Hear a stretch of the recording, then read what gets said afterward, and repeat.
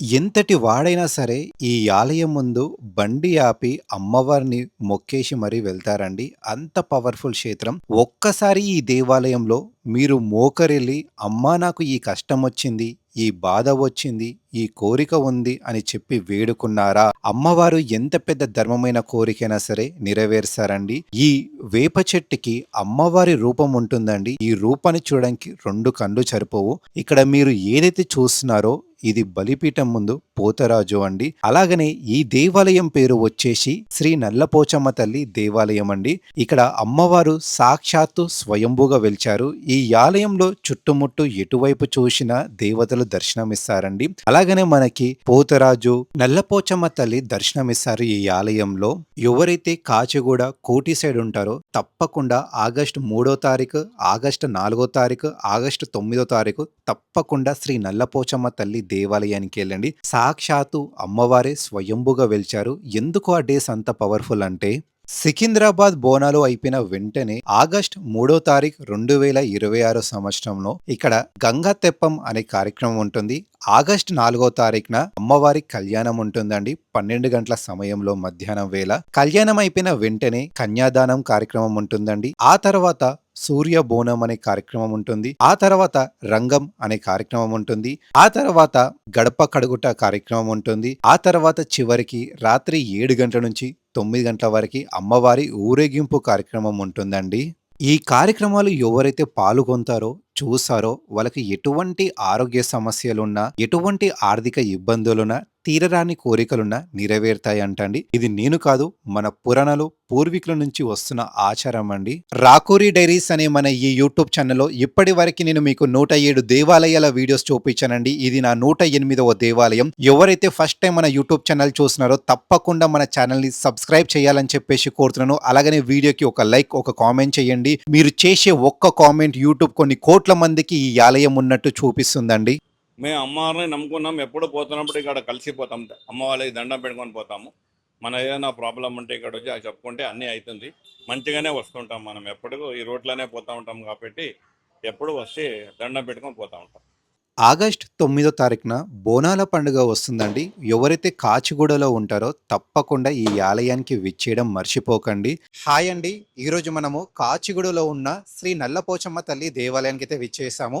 ఈ ఆలయానికి ఎలా చేరుకోవాలంటే సికింద్రాబాద్ బస్ స్టాప్ నుంచి అయితే మనకి ఏ 1 నంబర్ బస్ వచ్చినా సరే మీరు కాచిగూడ ఎక్స్ రోడ్లో దిగుతారు. అదే మీరు కోటి ఉమెన్స్ కాలేజ్ నుంచి వచ్చారనుకో అక్కడ కాచిగూడ చౌరస్తా నుంచి ఇక్కడ నడుచుకుంటూ రావాల్సి ఉంటుందండి. తర్వాత ఇక్కడ పిల్లర్ నంబర్ వచ్చేసి B1180. ఈ పిల్లర్ నంబర్ ఆపోజిటే ఇక్కడ మనకి అమ్మవారి దర్శనం ఇస్తారండి.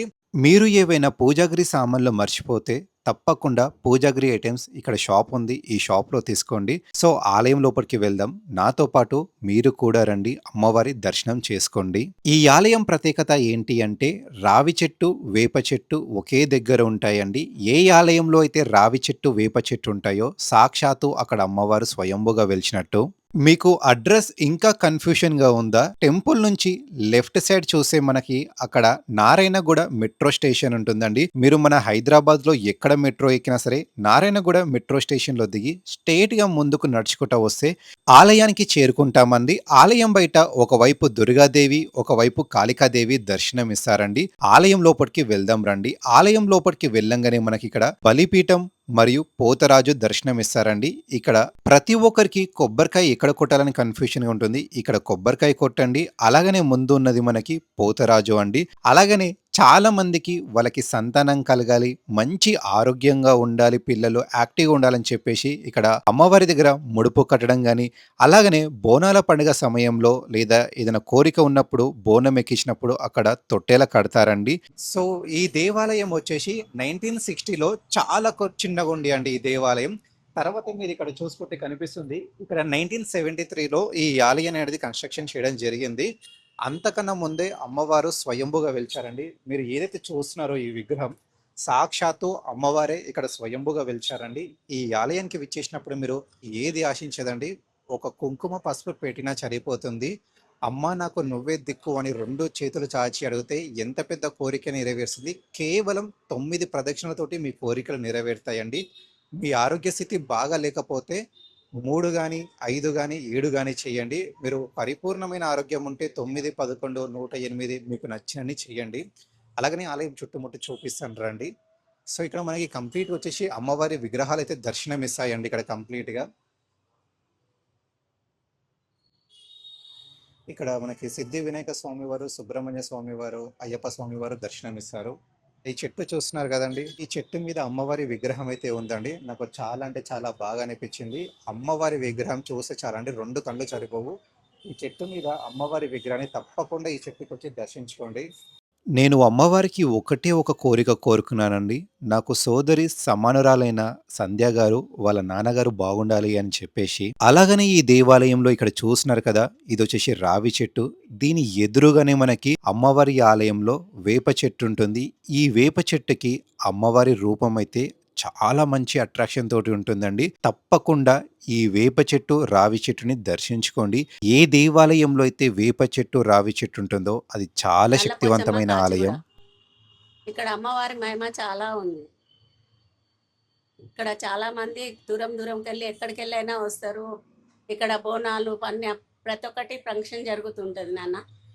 ఇంకొకటి ఇక్కడ అమ్మవారి బోనాలు ఆషాఢంలో జరుగుతాయి. పెళ్ళిళ్ళకు, పేరంటాలకు అందరూ ఇక్కడ వస్తారు. మ్యారేజ్‌లు అన్నీ అయితాయి ఇక్కడనే. అమ్మవారి మహిమ ఇది మాది ఓన్. నమస్కారం అండి. నల్లపోచమ్మ గుడి కాచిగూడ దేవాలయం ఉంటుందండి గుడి.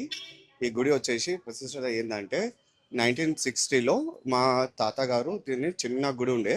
అయితే చిన్న గుడిని మా తాతగారు ఫౌండర్. వాళ్ళు నడిపించారు. దాని తర్వాత ఇదొచ్చేసి మీరు మా తాతగారి నేమ్ చూడొచ్చు. సో, గౌలికార్ కిషన్‌జీ. ఆహ్, ఆహ్, 13/11/1973లో ఈ ఈ హ్మ్. మొత్తం కంప్లీట్ ఫౌండేషన్ అనేది జరిగింది. ఓకే. సో, మా తాతగారికి ముగ్గురు కొడుకులు. ప్రతి సంవత్సరం ఆహ్, మా తాతగారి ఫస్ట్ కొడుకు, ఇంకోటి మా తా ఇంకో సంవత్సరం మా తాతగారి రెండో కొడుకు, తర్వాత మా తాతగారి మూడో కొడుకు. ఈ ఆహ్, ఇయర్లీ ఈ టెంపుల్‌ని మెయింటైన్ చేస్తూ ఉంటారు. సో, ఇందులో వచ్చేసి మనకి ప్రధానంగా ఆహ్, అమ్మవారి హైదరాబాద్ బోనాలు ప్రత్యేకంగా ఉంటాయండి.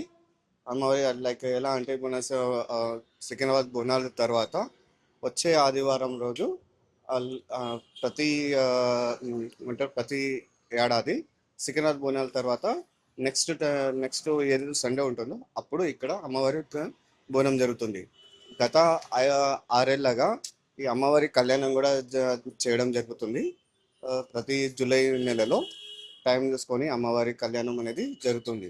సో, ఈ గుడికి వచ్చేసి ఎటువంటి పర్టికులర్‌గా పంతులనేది లేరు.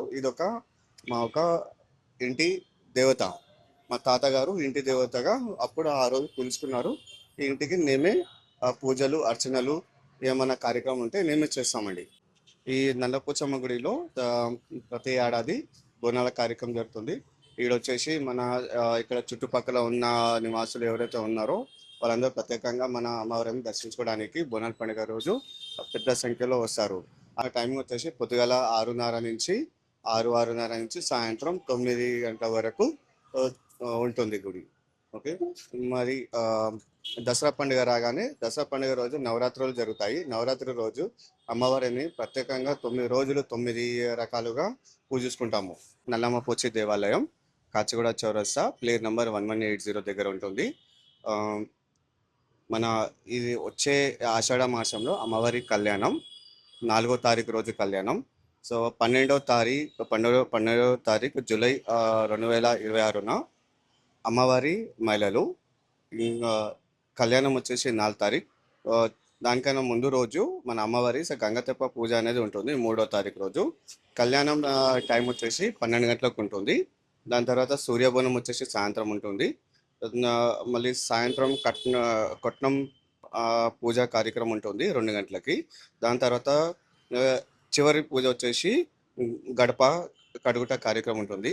దయచేసి భక్తులందరూ మన అమ్మవారి కళ్యాణంకి పాల్గొని ఆ అమ్మవారి ఆశీస్సులు తీసుకోవాలని కోరుకుంటున్నాను. మరి వచ్చేసి 9 ఆగస్టున అమ్మవారి బోనాలు ఉన్నాయి. అగిత సంఖ్యలో భక్తులు వచ్చి అమ్మవారిని దర్శించుకొని ఇదొక చాలా పవర్ఫుల్ గుడి అండి. ఇక్కడ వచ్చి మీరు మీ యొక్క ఏవైతే కోరికలు ఉంటాయో తప్పకుండా నెరవేరుతాయి. జై నల్లపోచమ్మ తల్లికి జై.